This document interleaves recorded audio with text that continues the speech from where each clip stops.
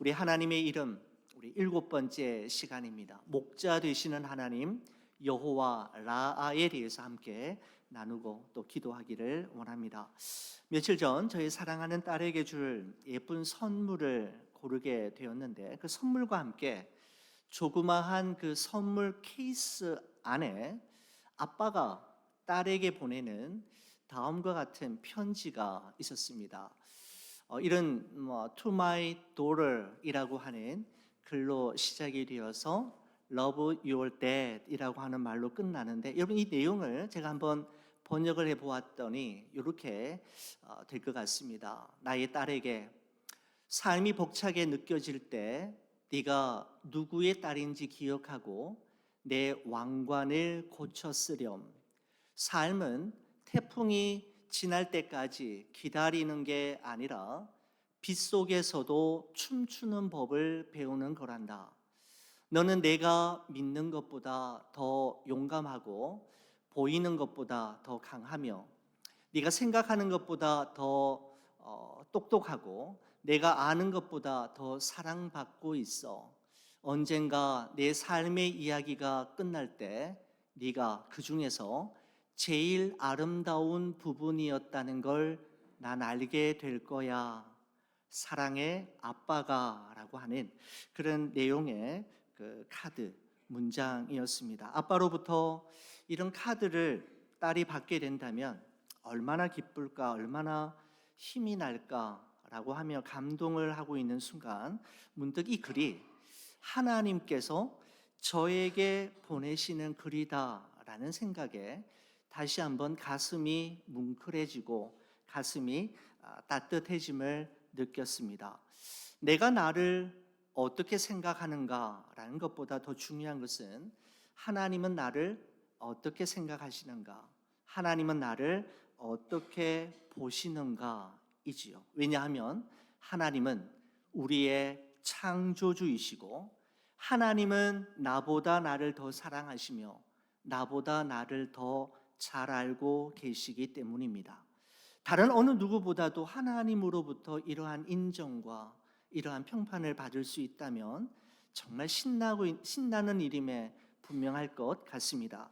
여러분, 한국인들이 가장 사랑하고 애송하는 시는 무엇일까요? 한국 현대시 100주년을 기념해서 어느 조사기관에서 조사를 했는데 한국인이 가장 사랑하는 시 1위는 이것이었습니다. 내가 그의 이름을 불러주기 전에는 그는 다만 하나의 몸짓에 지나지 않았다라고 하는 19로 시작이 되어지는 김춘수 시인의 꽃이라고 하는 시였고, 2위는 무엇이었을까요? 2위는 이것이었습니다. 죽는 날까지 하늘을 우러러 한 점 부끄럼 없기를 잎새에 있는 바람에도 나는 괴로워했다라고 하는 소절로 시작되어지는 바로 윤동주 시인의 서시입니다. 여러분, 그렇다면 우리 그리스도인들이 가장 사랑하는 성경에 수록되어 있는 시는 여러분 무엇일까요? 단연코 시편 23편이라는 사실을 어느 조사를 통해서 한번 확인한 적이 있었습니다. 시편의 진주라고 불리우는 시편 23편의 말씀은 성경학자들마다 조금씩 견해의 차이가 있기는 하지만 일반적으로 다윗이 자신의 생애 말년에 자신이 지금까지 살아왔던 삶과 걸어왔던 길을 반추하면서 지은 시라고 하는 그런 평판을 받고 있습니다. 여러분, 저는 지금까지 시편 23편의 말씀, 이 한 편의 말씀을 가지고 다양한 곳에서 다양한 상황에 있는 사람들에게 설교한 적이 있습니다. 돌예배, 개업예배, 병원 신방예배, 결혼식 주례 때에도 시편 23편으로 설교를 했었고요. 칠순잔치, 팔순잔치, 구순잔치, 천국 환송예배와 또한 추도 예배 때에 시편 23편 이 한 편의 말씀을 가지고 설교했는데, 정말 시편 23편의 말씀은 한 사람이 이 땅 위에 태어나는 순간부터 코끝에 호흡이 멈추는 순간까지 삶의 모든 순간 모든 자리에 적용할 수 있는 정말 소중한 말씀이고 삶의 다양한 상황에 처해 있는 많은 사람들에게 힘과 용기를 주어왔고 위로와 평안을 줄 하나님의 말씀임에 분명합니다. 여러분, 이처럼 동서고금을 막론하고 많은 그리스도인들에게 오랜 세월 동안 한결같이 사랑을 받아온 이 시편 23편의 말씀은 다윗의 다음과 같은 위대한 고백으로 시작이 되어집니다. 자, 오늘 말씀, 우리 1절 말씀을 저와 함께 같이 한번 읽어 주시겠습니까? 여호와는 나의 목자시니 내게 부족함이 없으리로다. 아멘.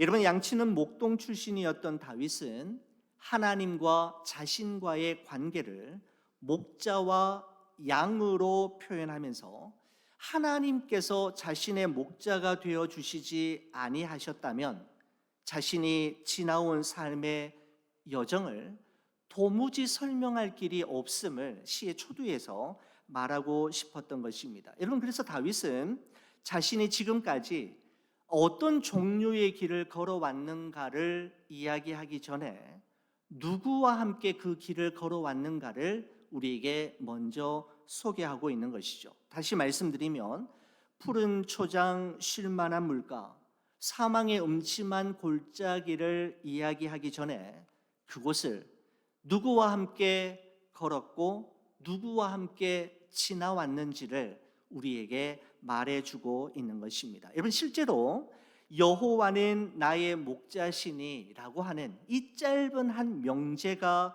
없었다면 그 다음에 이어지는 고백들은 성경에 기록될 수 없었을 것입니다. 여호와께서 다윗의 목자가 되어 주셨기 때문에 그는 부족함이 없는 삶, 아니 부족함을 모르는 삶을 살아갈 수 있었고, 여호와께서 다윗의 선한 목자가 되어 주셨기 때문에 그는 푸른 풀밭 쉴 만한 물가를 경험할 수 있었으며, 여호와께서 다윗의 목자가 되어 주셨기 때문에 사망의 음침한 골짜기를 지나는 것과 같은 절체절명의 위기의 순간이 수도 없이 많았지만 주의 지팡이와 막대기의 도우심으로 헤쳐나올 수 있었던 것이고, 여호와께서 다윗의 목자가 되어 주심으로 그는 자신의 생의 마지막 순간, 아니 지금 죽어도 천국에서 눈을 떠 그 영원한 아버지 집에서 살 것이다라고 하는 흔들리지 않는 믿음을 가질 수 있었던 것입니다. 여호와께서 나의 목자시니라고 하는 목자이심에 대한 고백이 없었다면 이 모든 고백은 결단코 성경에 기록될 수 없었을 것입니다. 다윗은 이처럼 여호와께서 자신의 목자가 되어 주심으로 누렸던 이 모든 것을 부족함이 없었다, 내게 부족함이 없었다라고 하는 표현으로 함축하고 있는데, 이 말은 그분과 함께했던 자신의 모든 삶은 더할 것도 없고 뺄 것도 없는 아주 충만하고 풍성한 삶이었으며 후회와 아쉬움이 없는 아주 만족한 삶이었음을 고백하고 있는 것이죠. 그렇습니다. 이처럼 부족함이 없는 삶, 부족함을 모르는 삶은 여호와 하나님을 자기 인생의 목자로 삼아 그분이 이끄시는 대로 그분과 동행하며 살았던 사람들에게만 가능한 삶임에 분명합니다. 여러분, 여호와는 나의 목자시니라고 하는 이 표현에서 여호와 라아라고 하는 하나님의 이름을 발견할 수가 있는데, 여호와 하나님은 나의 목자이시다라고 하는 이 짧은 정의 속에 어떤 의미가 담겨져 있는 걸까요? 바로 다윗은 2절에서 6절까지의 말씀을 통해서 여호와는 나의 목자이시니라고 하는 이 말의 의미가 무엇인지를 하나하나 설명해 가고 있습니다. 우리 2절 말씀을 저와 함께 같이 한번 읽어 주시겠습니까? 그가 나를 푸른 풀밭에 누이시며 쉴 만한 물가로 인도하시는 도다. 아멘. 그렇습니다. 여러분, 양떼를 치는 목자가 양떼를 위해 감당해야 할 일들이 너무너무 많이 있지만, 많은 역할들을 감당해야 하지만 가장 중요한 것은 양에게 풀과 물을 그때그때마다 적절하게 먹이는 것이었습니다. 여러분, 그래서 오늘 이 본문에도 보면 푸른 풀밭과 쉴만한 물가라고 하는 단어를 선택해서 사용하고 있지 않습니까? 여러분, 푸른 풀밭이라는 것은 봄철에 돋는 새로운 풀이 있는 곳을 의미하기도 하고, 비가 온 뒤에 바짝 메마른 대지 위에 솟아오른 부드러운 새 싹을 의미하기도 하는데, 다윗은 어떻게 표현합니까? 그가 나를 푸른 풀밭에 누이신다라고 말하고 있습니다. 여러분, 사실 사슴이나 양과 같은 아주 연약하고 겁이 많은 초식 동물들은 쉬거나 잠을 잘 때 눕는 법이 없다고 합니다. 왜냐하면 언제 어디서 저들보다 더 강한 육식 동물들이 습격할지 알 수 없기 때문에 초식 동물들은 누워서 잠을 자지 않는 습성이 있다는 것이죠. 여러분, 그런데 다윗은 그가 나를 푸른 풀밭에 누이신다라고 말하고 있다라는 점입니다. 여러분, 또한 다윗은 쉴 만한 물가로 인도하신다라고 말하고 있습니다.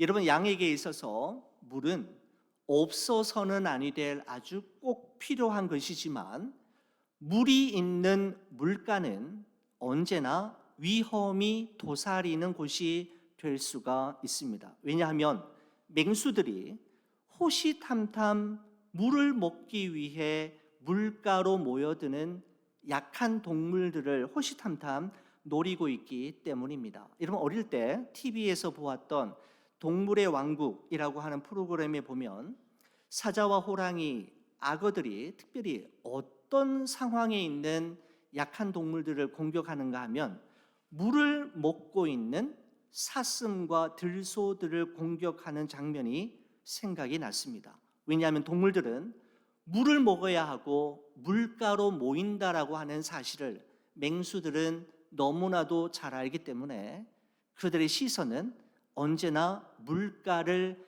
향하고 있는 것이죠. 물은 꼭 필요하지만 물가는 언제나 불안과 긴장감이 감도는 장소라고 할 수가 있습니다. 여러분, 그런데 다윗은 표현하기를 이 물가를 위험한 물가라고 표현하지 않고 쉴 만한 물가, 쉼과 안식, 평안을 누릴 수 있는 물가라고 표현하고 있다라는 점이 저는 이 말씀을 준비하면서 저에게 특별한 의미로 다가왔습니다. 목동 출신이었던 다윗은 어느 누구보다도 양은 풀밭에 눕지 않는다라는 사실과 물가는 결코 안전한 곳이 아니라는 사실을 어느 누구보다도 잘 알고 있었지만, 만약에 말입니다, 목자가 그들과 함께 있다면 양은 풀밭 아니 어느 곳에서든지 들어 누울 수 있고, 만약에 목자가 그들과 함께 한다면 물가는 위험한 곳이 아니라 쉴만한 물가가 될 수도 있음을 또한 깨닫게 되었던 것이죠. 관건은 그 양의 곁에 목자가 있느냐 없느냐임을 다윗은 발견했던 것입니다. 여러분, 그래서 1절에 여호와는 나의 목자시니라고 하는 말씀이 먼저 없었다면 2절에 그가 나를 푸른 풀밭에 누이시며 쉴 만한 물가로 인도하신다라고 하는 표현은 절대로 기록될 수 없었을 것입니다. 그렇습니다. 양에게는 목자만 있으면 모든 것이 다 있는 것이지만, 다른 모든 조건이 다 갖추어져도 목자 그분이 없으면 아무것도 없는 것과 같은 존재가 바로 양이라고 할 수가 있는 것이죠. 자, 그 다음에 다윗은 3절에 이렇게 계속해서 고백을 이어갑니다. 우리 같이 한번 읽어볼까요? 내 영혼을 소생시키시고 자기 이름을 위하여 의의 길로 인도하시는 도다. 아멘. 여러분, 사실 양에게 있어서 훌륭한 목자는 어떤 목자일까요? 때마다 그때마다 풀과 물만 잘 공급해 줘도 그 목자는 양에게 있어서 아주 훌륭한 목자인데, 여러분 이 목자는 좀 독특한 것 같습니다. 뭐라고 이야기하느냐 하면 내 영혼을 소생시키시고 라고 표현하고 있죠. 바로 목자는 풀과 물을 제때 잘 공급하는 것으로 만족해야 하는 목자가 아니라 양의 영혼에 관심이 있는 목자라는 사실이 참 우리에게 의미 있게 다가옵니다. 여러분 이 말은 양에게도 영혼이 있다라고 하는 말씀이 아니라 양이 먹고 마시는 그 이상의 것, 양의 내적인 필요에 민감하고 양의 마음을 살피고 양의 마음을 알아주는 목자임을 말하고 있는 것입니다. 저는 이 말씀을 묵상하면서 예수님의 이런 표현이 생각이 났습니다. 요한복음 10장 14절 15절에 보면 예수님이 이렇게 말씀하셨지요. 나는 선한 목자라. 나는 내 양을 알고 양도 나를 아는 것이 아버지께서 나를 아시고 내가 아버지를 아는 것 같으니 나는 양을 위하여 목숨을 버리노라 라고 고백하였습니다. 여러분 여기서 나는 내 양을 안다라고 할 때 이 안다라고 하는 말은 내 양이 몇 마리인지 척 보면 암컷인지 수컷인지를 안다는 것도 아니고 태어난 지 몇 개월 된 양이었는지를 안다는 뜻이 아닙니다. 여러분 예수님께서 말씀하신 나는 내 양을 안다라는 것은 내 양이 지금 무엇을 힘들어하고 있는지, 지금 이 내 양이 무엇 때문에 낙심해하고 있는지, 내 양이 지금 무엇을 그토록 간절히 원하고 있는지, 내 양의 형편과 처지, 그 마음을 속속들이 알고 있다라고 하는 의미이지요. 여러분 시편 23편에 나오는 이 목자는 그저 양에게 필요한 풀과 물을 제때 공급하고 풍성한 곳으로 인도하는 것으로 손을 놓는 목자가 아니라 양 한 마리 한 마리의 내적인 상태와 그들의 진정한 필요가 무엇인지를 살피는 아주 섬세한 목자임을 알 수가 있습니다. 여러분 찬송가 310장 하나님의 은혜로라고 하는 찬송가의 후렴구가 이렇지 않습니까?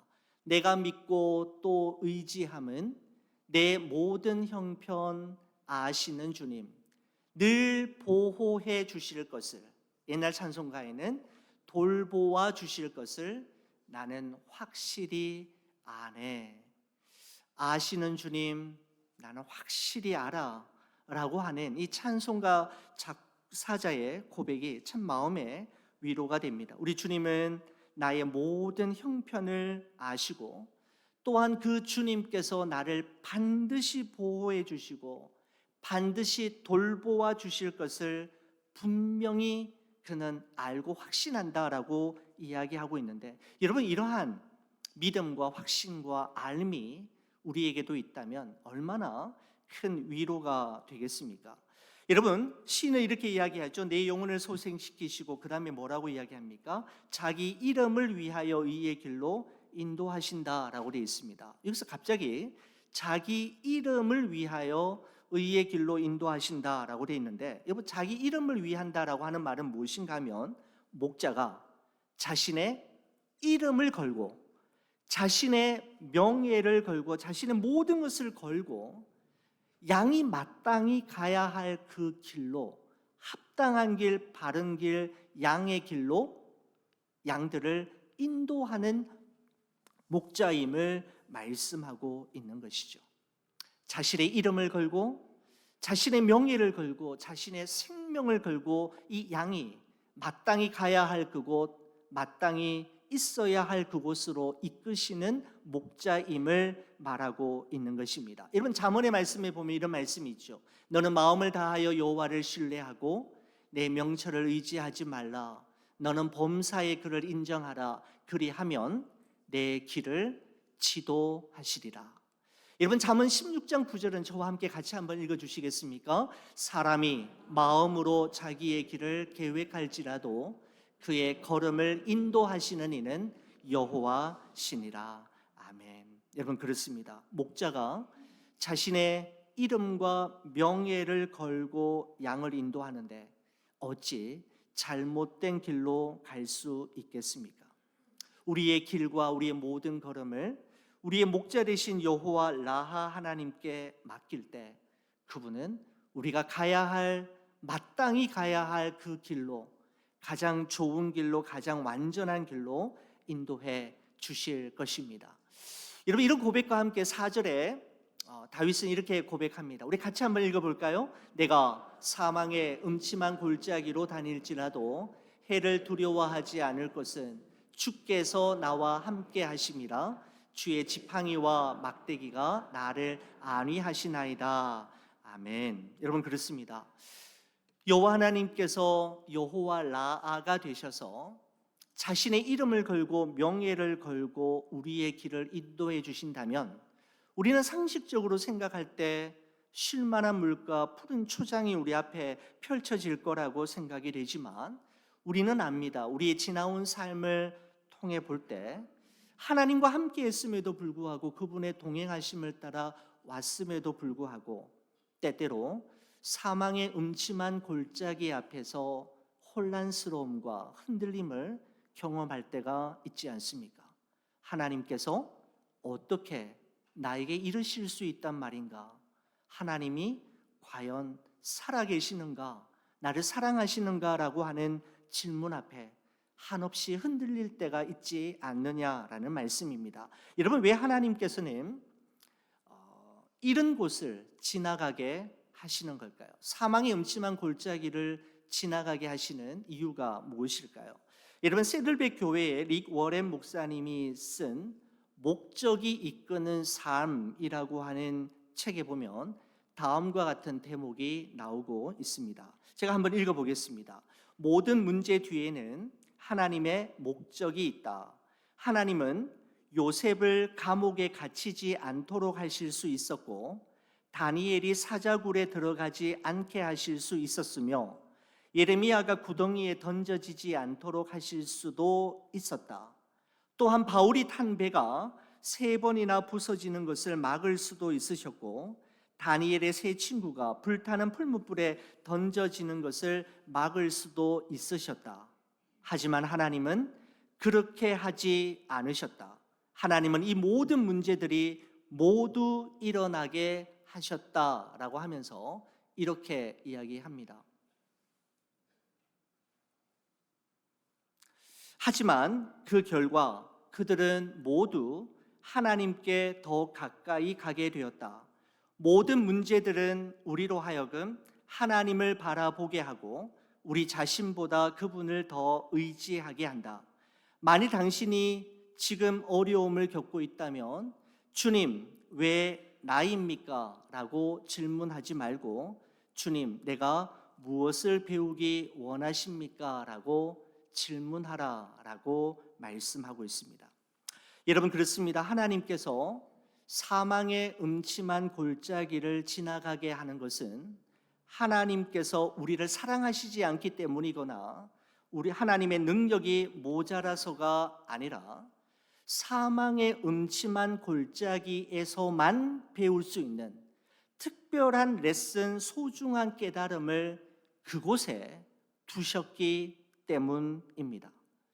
여러분, 그래서 우리는 그곳을 빨리 지나가고 어서 통과하기만을 바랄 것이 아니라 사망의 음침한 골짜기에서만 배울 수 있는, 다른 곳에서는 결단코 발견할 수 없는 하나님이 숨겨두신 그 인생 레슨을 그곳에서 배워야만 하는 것이죠. 그렇습니다.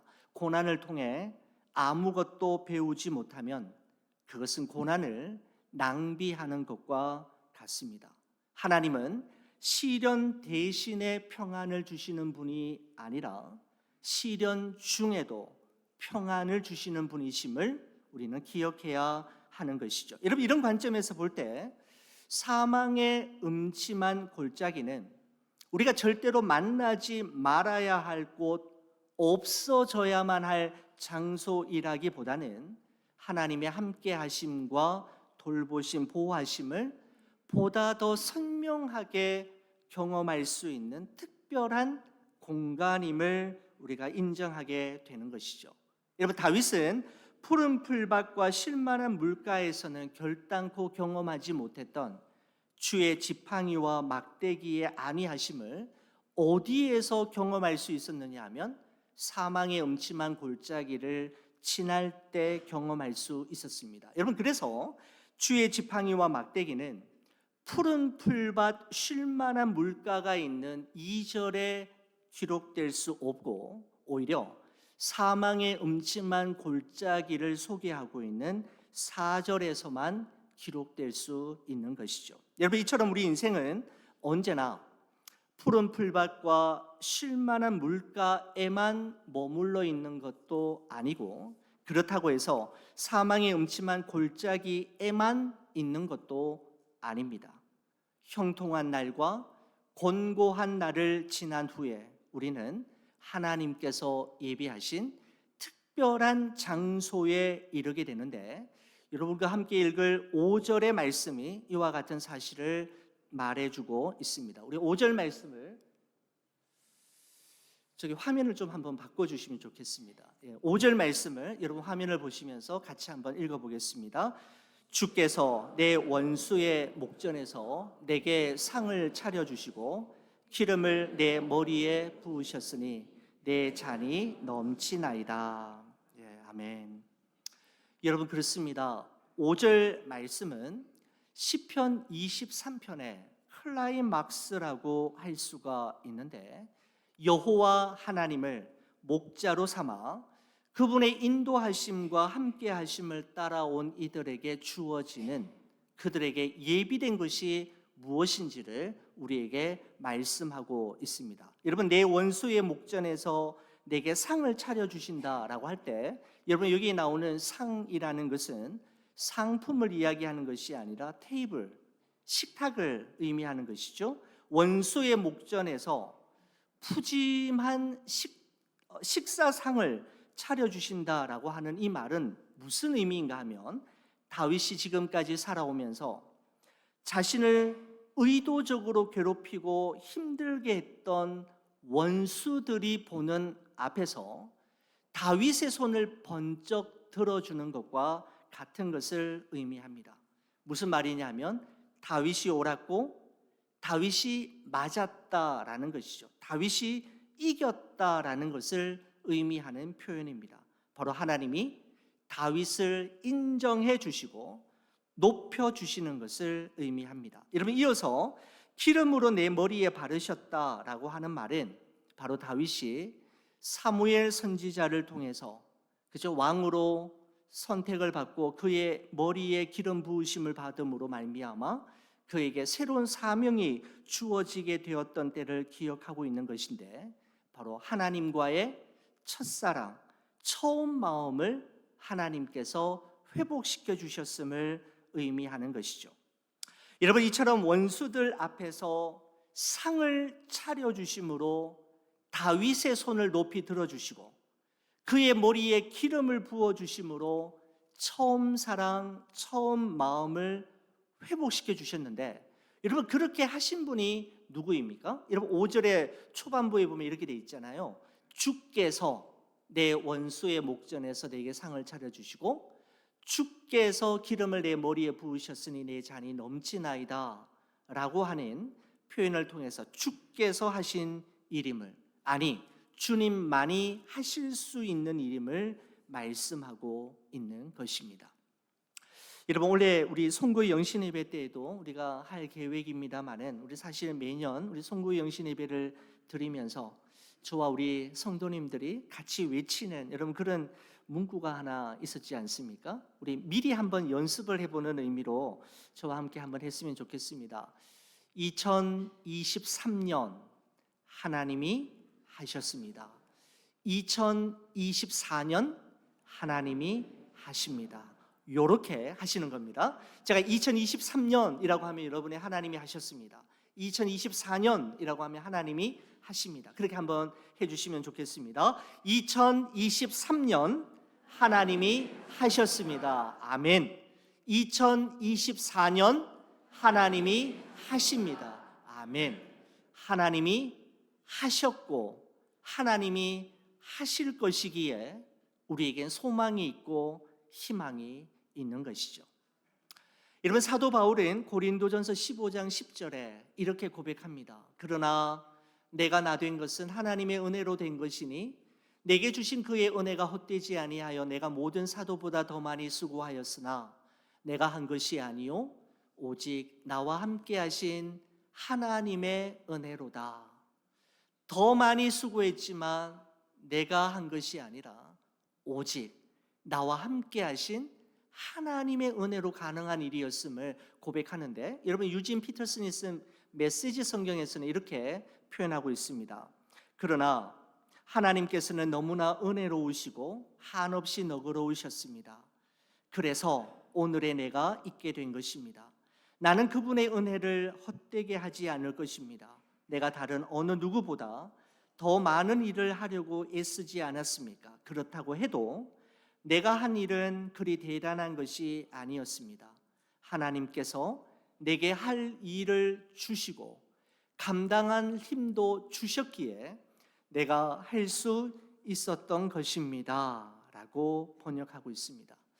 내가 한 것이 아니요 오직 나와 함께 하신 하나님의 은혜입니다. 하나님께서 내게 할 일을 주셨고 감당할 힘도 주셨기에 내가 그렇게 할 수 있었던 것입니다 라고 하는 이 고백이 바로 여러분과 저의 진실된 고백이 되기를 간절히 소원합니다. 여러분, 시편 23편은 우리 6절에 다음과 같은 말씀으로 마무리가 됩니다. 같이 한번 읽겠습니다. 내 평생의 선하심과 인자하심이 반드시 나를 따르리니 내가 여호와의 집에 영원히 살리로다. 아멘. 그렇습니다. 푸른 풀밭 쉴만한 물가를 지나 사망의 음침한 골짜기를 통과한 그는 주께서 베푸시는 잔치자리를 경험했지 않습니까? 그리고 그는 드디어 자신의 생애의 마지막 순간, 자신의 코끝에 호흡이 멈추는 그 순간, 나는 여호와의 집에서 영원히 살게 될 것임에 대한 분명한 확신과 소망을 가지고 있었던 것이죠. 여러분, 한때 아무리 잘 나가는 사람이라고 할지라도 여러분 끝에 가서 망하면 무슨 소용이 있겠습니까?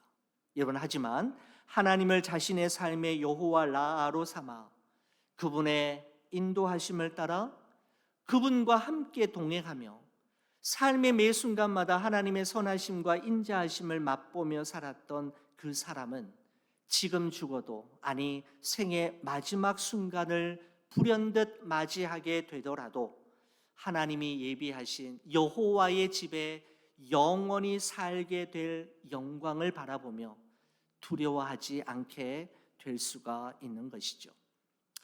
여러분, 저는 이 시편 23편의 말씀을 준비하면서 예전에는 보지 못했던 특별한 표현이 제 눈에 띄었습니다. 특별히 보니까 1인칭 주어가 소유격이 목적격이 참 많이 사용되었다라는 것이죠.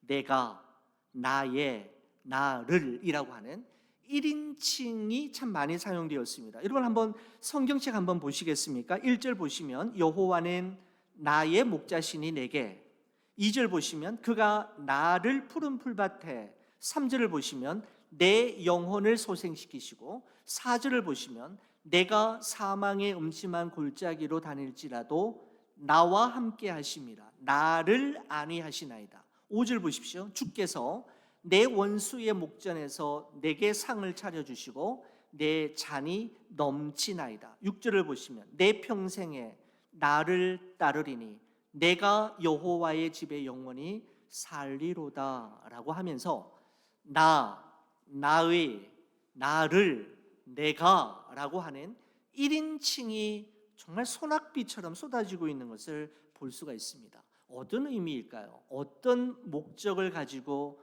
다윗은 성령의 감동하심을 따라 1인칭을 이토록 많이 사용했던 걸까요? 여러 가지 이유를 찾아볼 수 있겠지만 저는 이렇게 생각이 되었습니다. 다윗은 목자이신 하나님이 나의 목자 되심을 인정하고 나는 목자 되신 하나님의 양임을 고백하는 사람만이 시편 23편에 기록된 모든 은혜와 축복의 주인공이 될 수 있음을 독자들에게 말하려고 했던 것이 아닐까요? 다른 누구보다도 내가 하나님을 믿고 내가 하나님을 나의 목자로 인정하며 내가 그분의 양임을 인정하는 자만이 바로 하나님과 동행할 수 있음을 말하고 있는 것입니다. 여러분, 양의 생존과 행복은 양의 능력 여부나 양이 하기 나름에 달려있는 것이 아니라 전적으로 목자에게 달려 있습니다. 젖된 아이에게 엄마가 전부이듯이 양에게는 목자가 전부인 것이죠. 양의 최선은 무엇일까요? 양의 최선은 자신의 목자된 그분을 신뢰하고 의지하며 그분의 인도하심과 돌봄을 신실하게 수용하고 받는 것입니다. 사랑하는 우리 성도 여러분, 지금까지 우리는 오늘 시편 23편을 통해서 우리의 목자가 어떤 분이심을 우리가 살펴보았는데, 여러분, 우리는 어떤 양입니까? 우리는 그분 앞에 어떤 양입니까? 여호와의 집에서 영원히 살게 될 그날까지 여호와 라 되시는 하나님, 우리 인생의 선한 목자 되시는 예수 그리스도를 온전히 신뢰하고 그분을 바라봄으로 그분을 따르는 여러분과 저의 생애가 되기를 주의 이름으로 간절히 축원을 드립니다. 기도하시겠습니다.